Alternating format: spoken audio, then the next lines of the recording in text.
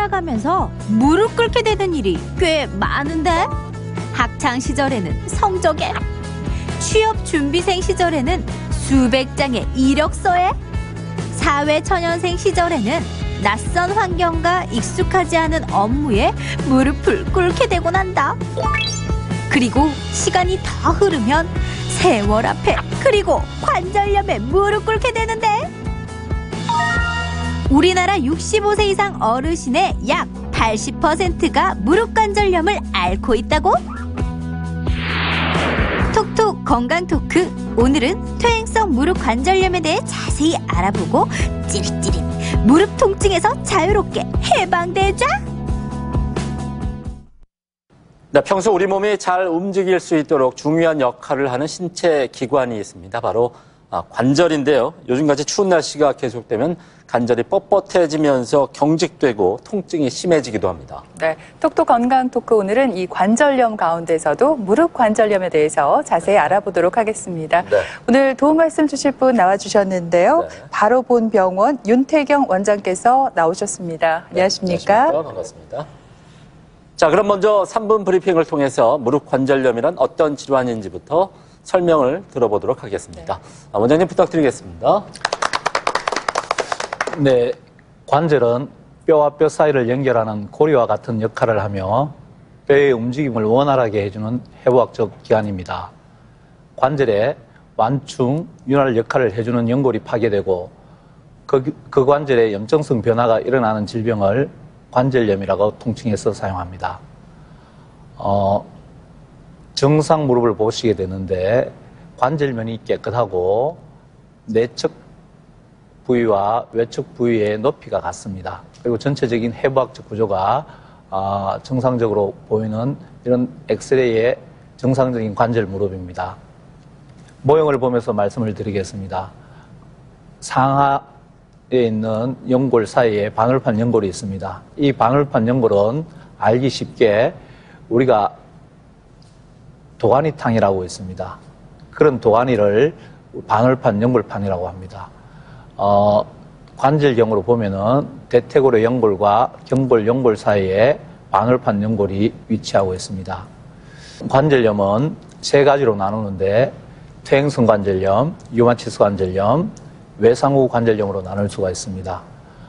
대부분 중노년층에서 생기는 퇴행성 관절염은 관절 연골이 퇴행성 변화로 인해서 점차 마모되어 생기는 관절염을 퇴행성 관절염이라 합니다.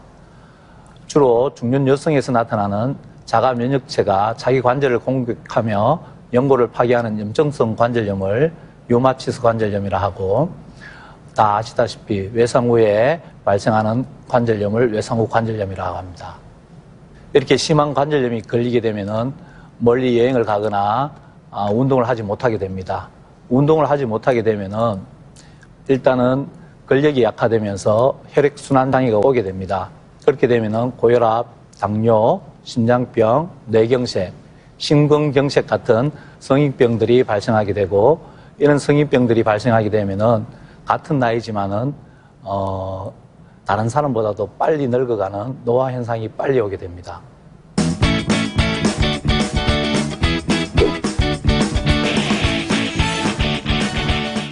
네, 이렇게 관절염이 심해지면 정말 일상생활이 불편해질 것 같은데 이 관절염 어떻게 치료하는지 한번 알아보도록 하겠습니다.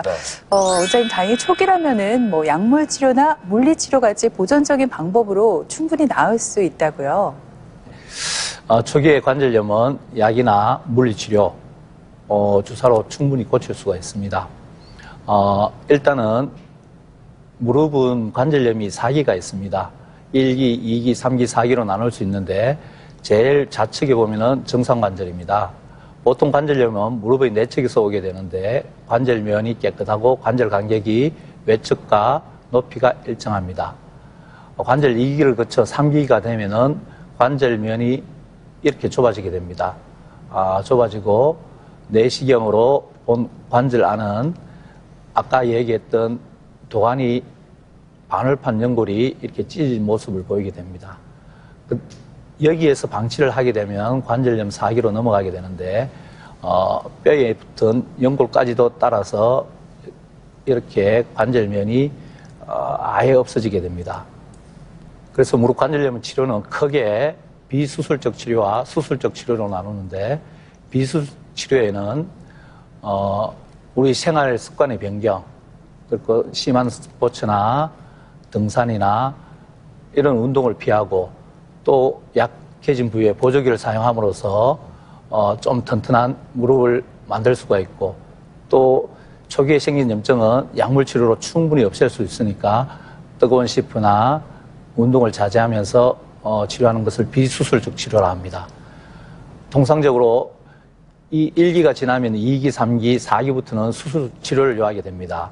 보통 2기, 3기는 관절경, 절골술 및 미세골절술이 있습니다.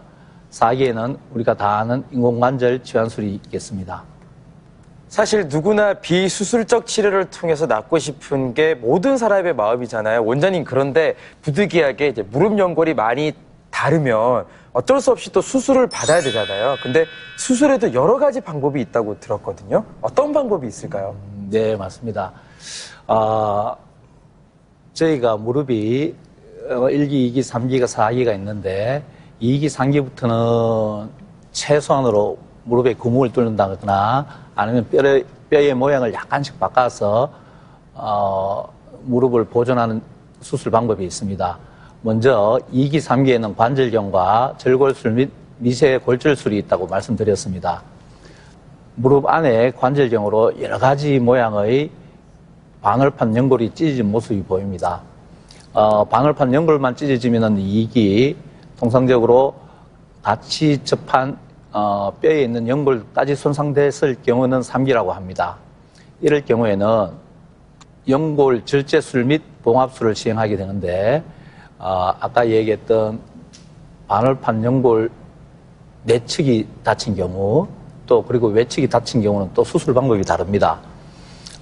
왜냐하면은 반월판 연골 내부 3분의 2는 화이트 존이라 하면서 여기에는 피가 통하지 않습니다.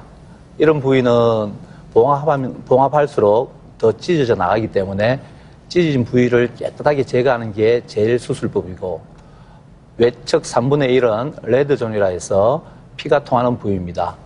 그 부위는 이렇게 봉합사로 이 봉합을 해주면은 예전처럼 건강한 무릎을 되찾을 수 있습니다. 그 다음 연골 재생술에 대해서 말씀드리겠습니다.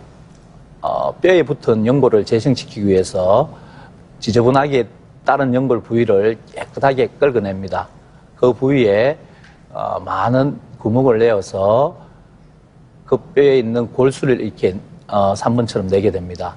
그렇게 되면 6개월 뒤에 다시 들어가면 이렇게 연골이 재생되게 돼 있죠. 여기에는 최근에는 다른 시술법이 개발되어 있는데, 이 구멍을 내므로 해서 이 골수가 나오며 여기에 우리가 흔히 아는 피떡이라 그러죠. 선지처럼 붙은 피가 이렇게 고이게 됩니다. 그런데 그냥 이래 놔두면은 그게 흘러버리기 때문에 요새는 줄기세포나 콜라겐 같은 상용화된 제품들이 있습니다. 이 제품들을 사용하여 좀 더 튼튼한, 그리고 연골에 가까운 성분을 나타내기 위해서 그런 제품들을 사용하게 됩니다. 네, 원장님 설명을 들어보니까 수술에도 참 여러 가지 방법이 있는 걸 알았습니다. 그런데 저희가 이렇게 길을 가다 보면 어르신들 분들 중에서 다리가 또 O자로 휜 분들이 계시더라고요. 이런 분들 같은 경우에는 또 어떻게 치료를 하는지 궁금하거든요. 네, 그런 분들에게도 좋은 치료법이 있습니다. 왼쪽 사진을 보시면은 정상적인 사람은 대퇴골두 중심, 무릎 중심, 발목 중심이 축이 되어서 살아가고 있습니다. 그렇지만 퇴행성 관절염을 앓고 있는 분들은 대부분 내측면이 짧기 때문에 이런 O자 모양으로 무릎의 내측으로 이 축이 지나가게 됩니다. 이런 분들은 내측에 스트레스가 가해지면 심한 통증이 유발되기 때문에 건강한 외측으로 축을 옮겨서 수술하는 방법을 권해드리고 있습니다. 일단 경골 건의부에 절골술, 뼈를 이렇게 절단하게 됩니다. 그 부위를 이렇게 넓혀서 금속판과 나사로 이렇게 고정을 하게 됩니다. 그렇게 되면 지금 보시는 바와 같이 축이 무릎 중심의 외측으로 지나가게 됩니다. 그러면 외측 부위에는 건강한 연골과 반월판 연골이 있기 때문에 통증 없이 생활하게 됩니다. 정리를 말씀드리겠습니다. 72세 여성입니다. 오른쪽 무릎 때문에 3년 동안 한의원에서 침도 맞고 무릎에 물이 차서 물도 빼고 이렇게 수술이 겁나서 견디다 너무 아프니까 수술을 하게 된 경우입니다. 사진을 보게 되면은 아까 말씀드린 바와 같이 축이 무릎의 내측을 지나게 됩니다. O자다리죠.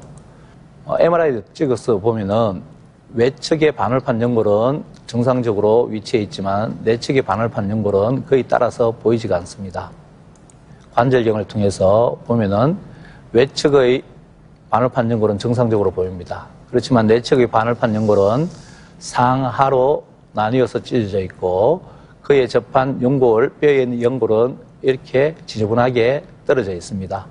이렇게 깨끗하게 정리한 사진입니다. 그렇지만 연골 부위는 어때요?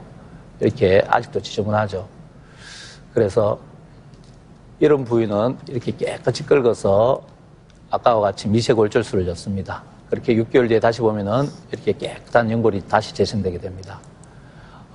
수술 후의 사진입니다. 수술 중간에 절골술을 넣은 다음 이렇게 뼈를 벌리게 됩니다. 뼈를 벌려서 축을 무릎의 외축으로 옮긴 다음에 금속판과 나사로 고정을 하게 됩니다. 수술 후 사진인데 지금 축이 약간 외축으로 나와 있는 것이 보일 겁니다. 수술 전에 왼쪽이 내측에 있던 게 지금은 수술 후에는 외측으로 나와 있습니다. 네, 그런가 하면 무릎 연골이 다 닳아서 없어진 상태가 된다면 인공관절 치환술을 할 수밖에 없지 않을까 싶은데요. 원장님, 연세가 많은 어르신들 같은 경우 이제 전신질환들, 고혈압이라든가 당뇨병 이런 병들 때문에 여러 가지 약을 복용하고 있지 않겠습니까? 인공관절 치환술을 받는데 이런 것들 아무 지장이 없을까요? 어떻습니까? 네, 많은 분들이 걱정하고 그런 병으로 인해서 예전에는 수술을 받지를 못했습니다.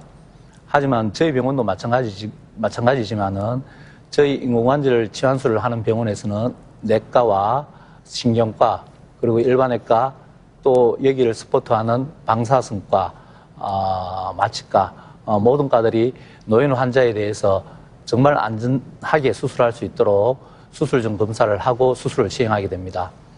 지금 80세 이상의 노인 환자분들이 전체 인공관절 치환술의 한 10% 내지 20%를 차지할 정도로 고령의 환자에서도 인공관절 치료가 가능합니다.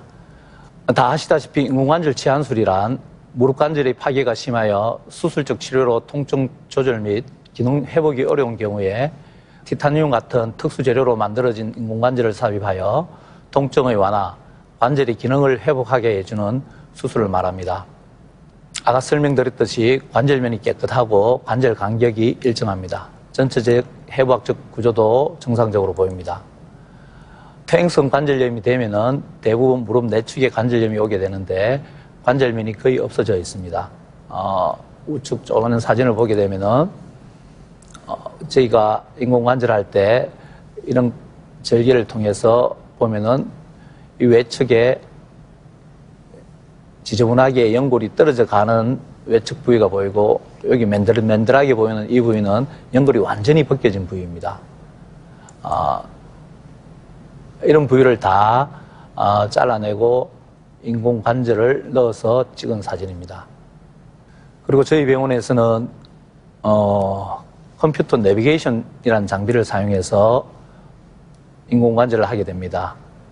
적외선 카메라를 사용하여 환자의 다리가 정렬된 상태와 관절 형태를 정확하게 계측하는 장비로서 수술 과정을 좀 더 정확하게 하여서 정상 무릎과 가장 가까운 형태로 수술을 하게 됩니다. 이런 장비를 쓰는 가장 큰 이유는 이렇게 수술을 하게 되면 인공관절의 수명 연장이 되고 또 좀 더 수술 안 한 무릎과 근접한 그런 기능을 가지게 되는 무릎을 만들기 위해서입니다. 정례를 보겠습니다. 아까 말했듯이 이 O자 다리를 가진 환자입니다. 관절면이 아주 붙어 있죠. 수술한 사진인데 무릎축이 일자로 되어 있습니다. 다음 환자는 저희 병원에서 좀 심한 환자인데 각도가 한 20도 내지 30도로 꺾여 있는 환자입니다. 아예 걷지를 못하고 휠체어로 생활하시는 분인데 인공관절을 함으로써 지금 이분은 의성에서 농사를 짓고 있고 아주 일상적인 생활을 잘 하고 계시는 분입니다. 그리고 이분은 오른쪽에 비해서 왼쪽이 관절 간격이 좁아져 있습니다. 무릎 3기 내지 4기인데 이분은 인공관절을 시행하게 됐습니다. 이런 전체적인 전치환술 외에 관절 내측면만 하는 인공관절이 또 있고 설계골과 대퇴골 사이가 관절염이 심해서 설계골이 아주 따라버렸습니다. 이런 부위만 하는 설계골, 대퇴골 사이에 인공관절 치환술이 있습니다. 네, 인공관절 수술 전후의 사진을 한번 비교해서 살펴봤습니다. 사실 인공관절의 수명하면은 뭐 영구적이진 않습니다. 저희도 그렇게 알고 있는데 수명이 어느 정도인지 일단 궁금하고요. 또 반영구적이다 보니까 될 수 있으면 수술을 좀 미뤘다가 나중에 하는 게 좋다 이렇게들 생각하시거든요. 어떻습니까? 네, 많은 사람이 질문하고 궁금해하는 사항입니다. 그럼 제가 다시 한번 질문해 볼까요? 네. 차는 몇 년 동안 쓸 수 있을까요? 차는 뭐 아끼고 뭐 하느냐에 따라 좀 달라지지 않을까요? 관리하기 따라서. 예. 그렇죠. 영업용 차와 출퇴근 차는 분명히 수명의 차이가 있을 겁니다. 네. 인공관절도 하나의 기계입니다. 어떻게 쓰느냐에 따라서 이게 10년이 가고 20년이 가고 수명이 달라집니다. 그렇지만 예전에 이야기하던 10년, 15년의 인공관절 수명은 지금 재료의 발달과 또 우리 수술의 발달로 인해서 지금 20년 이상을 보고 있습니다. 여러 가지 요소가 작용하겠지만은 수술 외에 평소 생활 습관이나 이런 것들이 중요한 요소로 작용하는데 무리하게 무릎을 굽히거나 쪼그려 앉는 등 이런 것을 자주 하는 그런 직업을 가지거나 이런 생활 습관이 있는 분들은 오래 가지를 못하겠죠. 그리고 우리가 여기서 생각해 봐야 될 것은 그러면 언제 인공관절 수술을 하느냐. 이거는 너무 늦춰도 고통스럽고 너무 빨리 해도 재수술을 해야 되기 때문에 후회를 하고 그렇습니다. 담당 의사 선생님과 충분한 상의 후에 수술하는 것이 제일 좋을 것 같습니다.